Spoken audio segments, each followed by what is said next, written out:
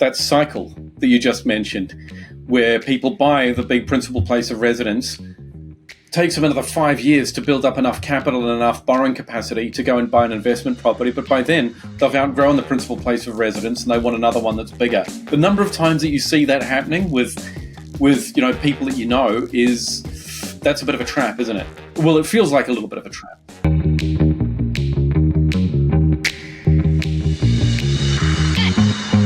Hello and welcome. You're listening to Dashdot Insider, the auditory epicenter for passionate property investors seeking a life of freedom, choice, and abundance. I'm Emil Pinder, your host for today, and joining me, very special episode, as they all are, I guess, but this is a particularly good one because we're joined by Callum Rhodes of Babylon Advisory. Callum is the chief problem solver at Babylon Advisory. I think the equivalent of that in a sort of more traditional, very sort of suited up kind of mortgage brokerage or financial advice company advisory would be the CEO. But we're delighted to have Callum back. We've had Callum on before. We got a ton of really, really juicy information.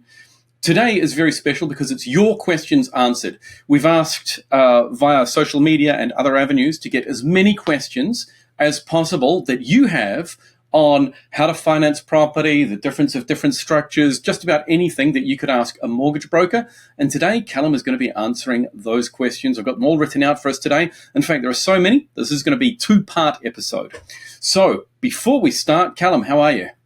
Hey, Emil. Thanks for having me on again. I'm doing very well today. I'm excited to jump into these questions, and I'm sure if they've come from your clients, there'll be some really interesting ones that a lot of people will get value out of exploring.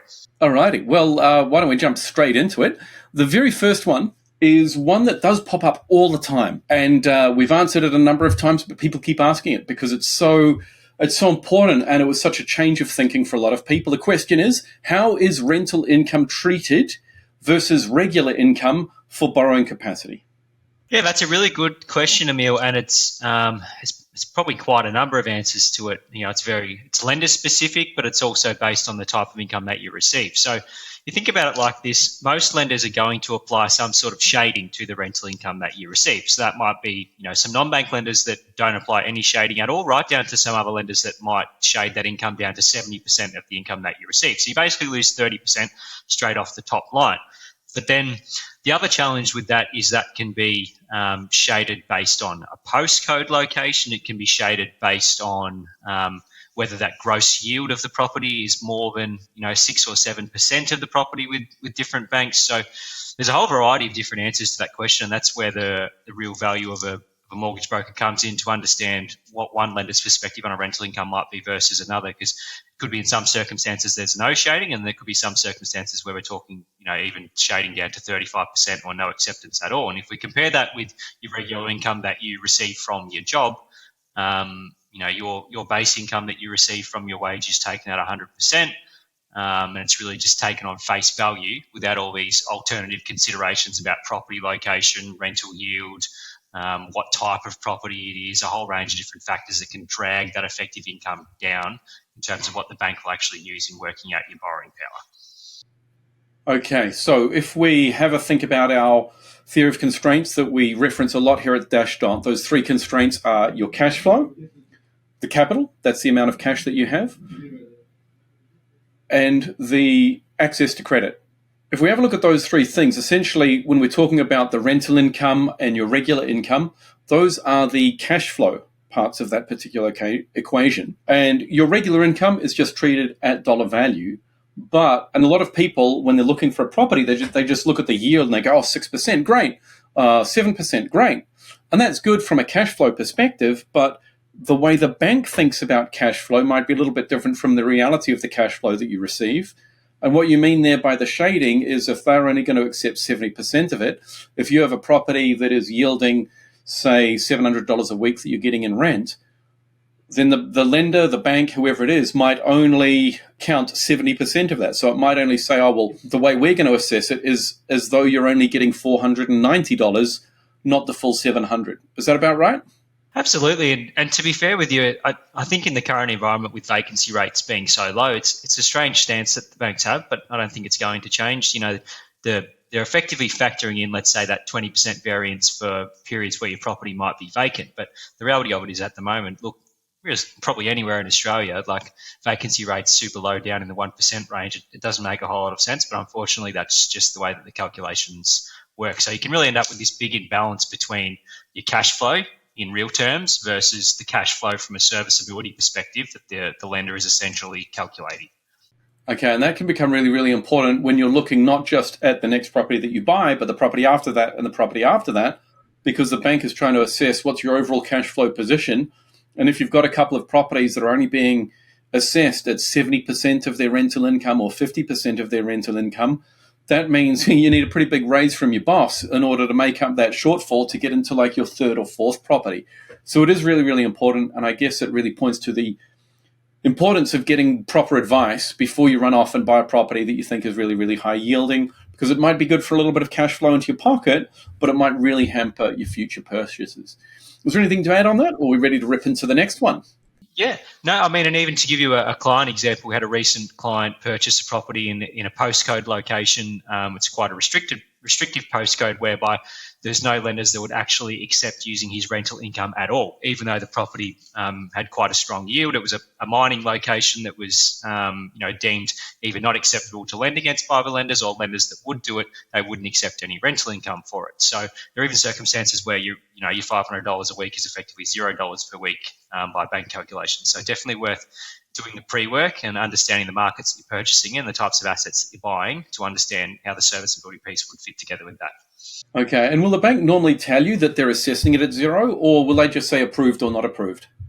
Banks have policy documents in terms of what they'll accept and what they won't accept. But sometimes things fall through the cracks, and it's not clearly defined from banks what they may accept and what they won't accept, and also negative commentary from a valuer can also impact whether a bank might accept rental income. So there's a whole range of factors that you might not be familiar with until the deal starts to get unpacked that could result in that imbalance between cash flow and serviceability. Right, so even if your bank approves this one, then you're going for the next one, and the bank is saying, yeah, but you're not getting any rental income from property A. You'd be like, I'm getting $500 a week. And like, yeah, we're not assessing it. And that can really hamper that next property. Even if you get property A over the line, the next one, property B, if we're calling it that, then you can get really, really stuck there. All right, next question then. What are the 3 questions to ask a mortgage broker to qualify them? And what I mean by that is if I'm an investor, I'm looking to get a mortgage broker to get some financial help, to get some advice, what question should I ask a mortgage broker to make sure that they know what they're doing, they know what they're talking about? Really good question, Emil. And I think this is really akin to any business owner or professional service operator that you might think that you're going to engage. Number one is whether they're actually a specialist in what it is you're looking to do. You have a lot of mortgage brokers out there that they're really generalists with these diversified businesses, they would call them, where they're running around doing personal loans, they're doing car loans, they're doing asset finance. And you really end up with this circumstance where they're doing everything and not doing it very well. And if you're a serious property investor, you want a mortgage broker that is focused on property investors and understands all the structuring tips that you might need, understands what lenders they're going to find that are going to offer you the best terms for the types of transactions that you're looking at. So number one, definitely look for someone that is a specialist in what you're looking to do. Number two, I would say check that they are actually a mortgage broker. So you have a whole variety of professionals out there that call themselves mortgage brokers because they understand that that's the buzzword that the consumer wants to see. But for example, you have mobile lenders from some of the major banks that call themselves mortgage brokers, and their titles even say mortgage broker, but the reality of it is they're just a representative of the bank pushing one set of products to you. So that will be number two. Oh, wow. Yeah, that's important. Yeah, and then number three would be understanding that your mortgage broker actually has a wide-ranging panel of lenders that they're actually able to offer you. So you have a smaller subsection of mortgage brokers that have quite small portfolios of lenders that they have available to you, and you may not understand that small subsection of lenders that they're looking through doesn't actually capture in the types of lenders that you might need to progress forward in your property investment journey.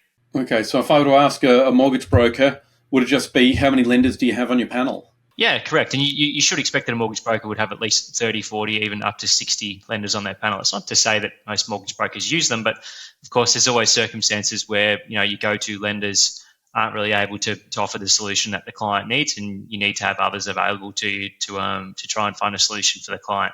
Okay. And what's the red flag? If they say they've got 15, that's a bit of a sort of like, no, I'll keep looking, thanks.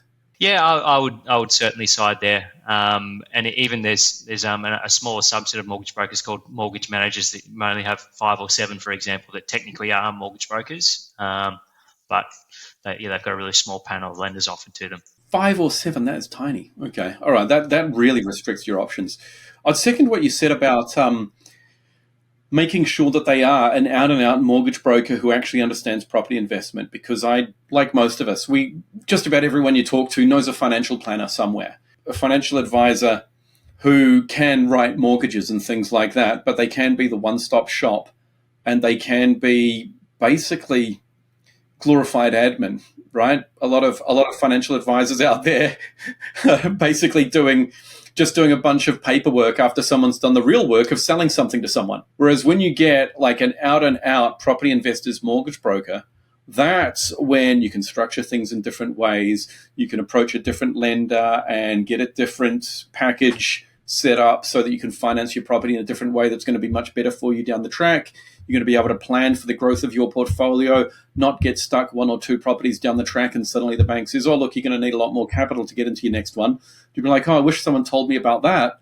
And that is the value of getting like an out-and-out property investor's mortgage broker like yourself. All right. And even just going back to that example, Emil, it would be almost akin to Dashdot deciding, hey, we're great at buying investment properties, but we're going to start tomorrow selling our clients ETFs and managed funds and equities. It's like, yes, this is some other investment activity, but it's really a completely different realm that there's no way you can do it all well. Yeah, and we haven't spent $5 million building all of the AI machinery to make sure that we can get really, really awesome outcomes with ETFs and things like that. But in the property domain, then the value of specialization is absolutely massive. And once you specialize, you can get, you can be outperforming the market by double digits. When you get the right mortgage broker, you could be accelerating your property portfolio by years, like literally by years. And speaking of portfolio growth, this is probably the question that every mortgage broker gets asked the most. So we want a real answer for this. We want a quality answer. What is the quickest way to acquire properties? That is the question on everyone's lips at the moment, especially with interest rates. I would say number 1, don't have children. No, I'm just joking. Kids are great, but it's a great way to harm your serviceability. No. So in terms of the best way to accelerate the growth on your portfolio, number 1. In my personal opinion, now this is not advice, of course, but the biggest trap people fall into is the large owner-occupied debt, the keeping up with the Joneses effect. There's so many client scenarios that we work through where, them borrowing up to their noses for the house that they're going to live in just doesn't allow them any investment opportunities for the future. And even a recent client example where he made the decision that he was going to sell the owner-occupied property, and that now has allowed him to free up serviceability to purchase another 5 investment properties and really double the size of his property portfolio just from deciding, hey, I'm going to move on from the owner-occupied property. So obviously there comes some time in the future when you've got a family where the owner-occupied property perhaps is required for a lot of people, but especially if you're a young property investor, being a rent investor, especially if it's cheap, living with your parents if you can, that's really going to open up a massive amount of opportunities for you to grow. And number 2, on top of that, would be limiting any frivolous or unnecessary personal commitments like car loans.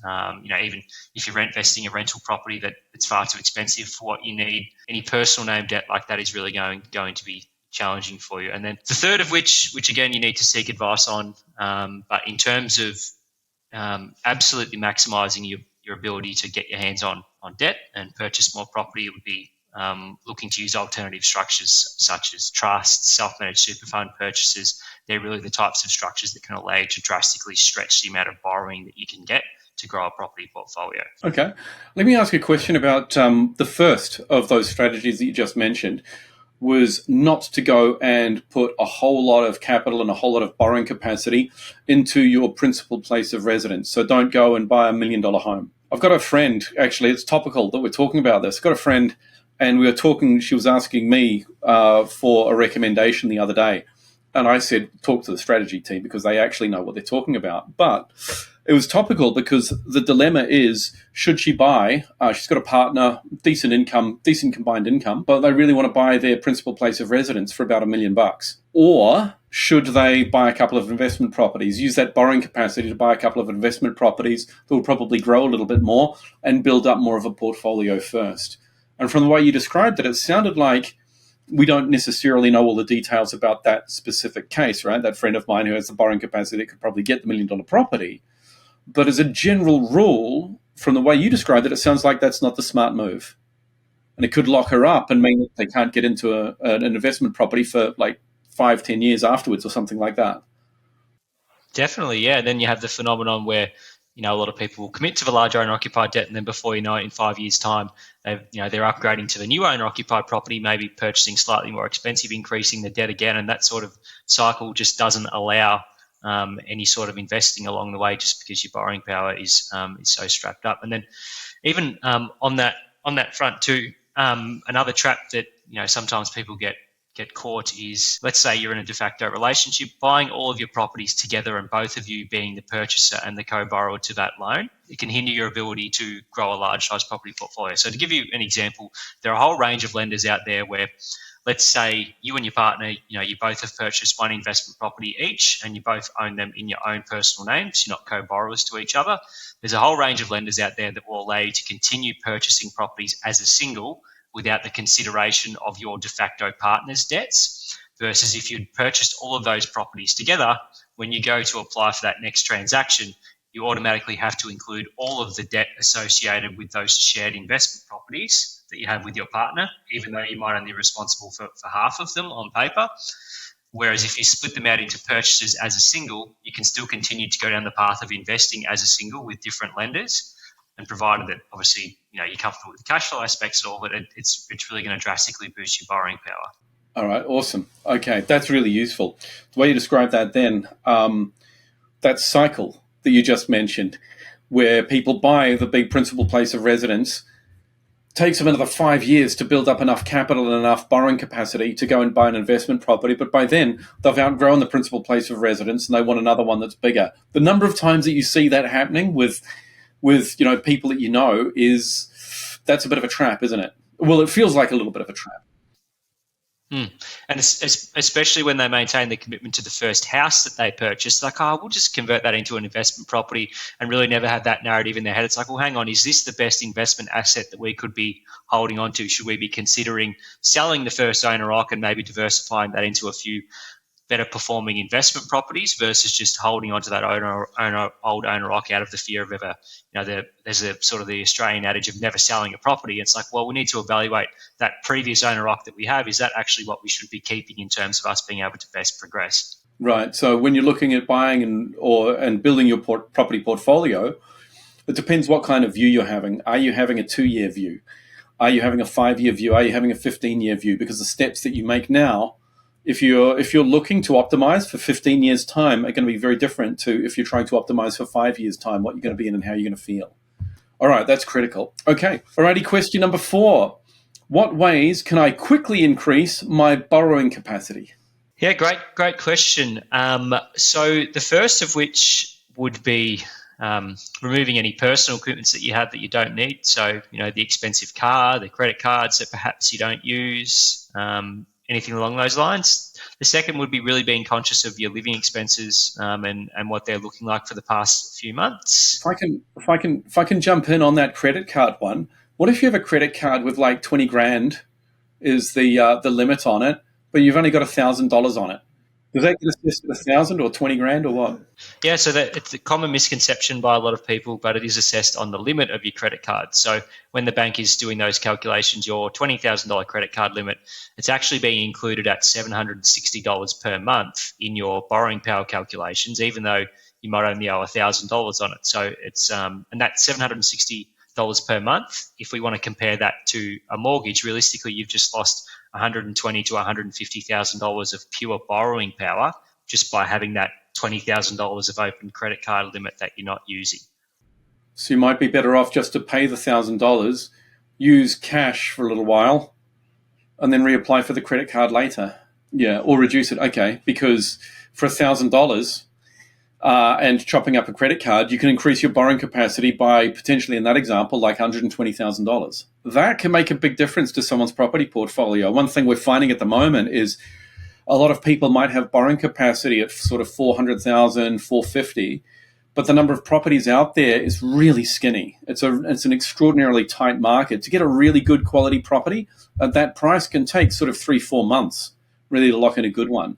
Whereas if you have $20,000 on a credit card, well, if you have a credit card with a $20,000 limit, but maybe you're only using it for your monthly expenses so that you can accumulate points, and then you wipe off the balance before the end of the month, so you're never actually paying interest, and you think, this is great, I'm getting a whole lot of free points. Forget it, chop the thing up, and increase your borrowing capacity by 100, 120 grand, and suddenly the opportunities for investment properties and how those investment properties may well perform suddenly just gets astronomically larger. And the speed at which you can move and get into those properties is also a lot faster. That's just what we're finding from the property acquisition side. The property team are finding a lot more properties in the sort of 550 up range that can make a massive difference to the way the portfolio is going to perform overall, as opposed to down in the 400s and 450s. Another common one we're seeing at the moment, which never used to be something that was valid, was the paying out HEX debts that are owing. So with the new indexing of HEX debts, the actual commitment that gets assigned to you when you've got an ongoing HEX debt is now quite substantial compared to what it was before they changed the indexing. There never really used to be merits to paying them out. We have a number of scenarios now where it does make clear financial sense for clients to pay out their HEX debt to really boost their borrowing power. Versus, it might only be $10,000, $20,000, $30,000 that's hanging around, but if it's costing you $800 a month on bank calculations, it can now be a worthwhile exercise to pay that out as well. Okay, all right, that's interesting too. Okay, next question then for you. This is one that we have talked about in the past, and in the last episode that we have, it pops up again and again and again, and I definitely think it's one that we should be talking about a lot in just about every conversation that people have with mortgage brokers. How does buying in a trust work? It's a bit of a scary word to some people, I think, definitely. The first thing that you really want to do is make sure that you understand the structure of it and understand your roles and responsibility in consultation with your accountant. And once you've stepped over that hurdle, you can start to see this trust as just another vehicle that may allow you to continue growing your property portfolio. In practice, it's not much different. It might just be Emil's trust that's purchasing the property versus Emil, the individual that's purchasing the property. In terms of the way the process works, you have to establish that trust before you go to apply for the loan. So you would speak to your accountant, they would go about creating that trust for you, but it's really an off-the-shelf product for your accountant to create. You come up with a name, you sign some documents, and then your trust exists, allowing you to go back to your mortgage broker and apply for a loan in the name of that new trust. Okay. Well, what's the benefit of having a trust, and what are the challenges having a trust as well? So your accountant will tell you there's a whole range of asset protection benefits which you can explore with them. And then from a borrowing power perspective, on a pure comparison basis, let's imagine that you have purchased a property that's owned by a trust, and then at some stage in the future you go to purchase a new property, perhaps in your personal name. The primary benefit of the trust is that with a whole range of lenders out there, they will completely exclude that trust position from your borrowing power altogether. So essentially you can think of it like a way to hit the reset button on your borrowing power, assuming that you've got assets purchased in different trusts and that they're all able to meet their own cash flow commitments. So that's what you start to see with big property portfolios. It's quite rare to see a large array of properties purchased in personal name, just because the borrowing power doesn't work out nearly as good as it does if you've got them purchased in various entities. Okay, so put in simple terms, if I have, let's say I own my principal place of residence worth $500,000, something like that, I go and I buy an investment property in my own name. So we'll call that investment property number one. And then I go and I want to buy investment property number two. Because investment property number one was in my own name, I might have borrowing capacity of $500,000. But if I had bought property number one in a trust, then they exclude, as long as it can meet its own cash flow obligations, right? It's positively geared, then that sort of gets separated off. And that means that the borrowing capacity could be quite a lot more. It could be 600,000 or 650,000, something like that. Correct, yeah. Okay. What about when it comes to selling a property in a trust? Is it more complicated? Does that capital gains tax and things like that, or are those more questions for the accountant? Yeah, those are all things that you need to consider, and certainly the land tax aspects can be different as well. But once you've consulted with your accountant, you can really be put at ease that in terms of the transacting process, it's really not that much different once you understand the different tax outcomes from it. And for myself personally, as a property investor, it's really a cost of doing business to allow the property portfolio to continue to grow. You have to make a concession somewhere, and oftentimes that might be on a tax outcome, whether that's land tax or income tax, but it's balancing that with being able to continue to grow your portfolio, which is the reason why I choose to invest like that and why a lot of other property investors do as well. Makes sense. Alrighty. Okay, now the next question that we have on a related note, my broker says loans and trusts are a nightmare to get, and getting loans through trusts really hard. Possible solutions and any advice you have for us on that? It's a very common question as well, and like on face value, they are more complicated and harder to get. But I think the bit that gets overstated is how much harder they are compared to a normal residential loan. So I think the bit that's most critical with that, going back to the first question we spoke about, is the level of experience of your mortgage broker with this type of transaction. If you're a mortgage broker that's not experienced with this type of transaction, absolutely it's going to be a nightmare, because there's going to be a whole range of documents they have to provide to the bank in a format that they're perhaps not familiar with. They have to understand the legal structure of the entity and be able to put it together correctly when they're submitting it to the bank. But assuming that your mortgage broker knows what they're doing, apart from adding a few extra days for processing time, just because there is more documents, there really is no reason why it needs to be trickier for you to be approved for a loan in a trust. Right. Okay. Geez, that's a good answer. Now that feels, I guess it points again to the importance of what we talked about with question number one, making sure that your broker actually knows what they're doing. All right. I'm going to ask you now about some specific scenarios and situations that have been sent in by our adoring public. Can every dollar paid down on your principal place of residence be recycled out via a split loan for investing? Yeah, really common scenario at the moment. It's called debt recycling. Now, again, you need to speak to your accountant about the specifics of how they work, but I can lean on a recent client example and how they managed to work it out. So this gentleman, he had a $400,000 owner-occupied loan, and he had $240,000 of cash sitting there. And his intention was he was going to put this cash down as a deposit on a new investment property and then take some debt for the balance of that investment property. But what he decided to do in consultation with his accountant is instead pay that $240,000 down into his home loan. So he reduced the balance down, reduced the non-tax deductible home loan debt, and then at the same time, we did an equity release against that property as an investment purpose loan for $240,000. So he's basically swapped that cash for $240,000 of now tax deductible debt for him to go ahead and purchase this property. So he's essentially, rather than used his own cash, which he's already paid for with pre-tax money, he's now been able to do an equity release against his property that his accountant was satisfied was tax deductible, and then we're able to use that to help him maximize his amount of tax deductible debt for the new purchase. Okay, so the short answer is yes. Pretty much every dollar that you pay down on your principal place of residence can be recycled out. It is going to depend on your own personal circumstances, what your accountant says, and things like that. But at least in theory, you should be able to get it out. So don't be scared of paying down your principal place of residence. Might be. Is there much of an advantage like paying it off versus keeping it in a mortgage offset? Yeah, so the difference would be in terms of your borrowing power. So let's say, for example, you have a $240,000 loan account and it's completely offset by cash. By bank calculations, they're still taking that debt at the limit. Okay. So actually having the bank take your cash from you and then give it back to you as an investment purpose loan results in greater borrowing power, because now you've switched that balance from non-tax deductible PPR debt.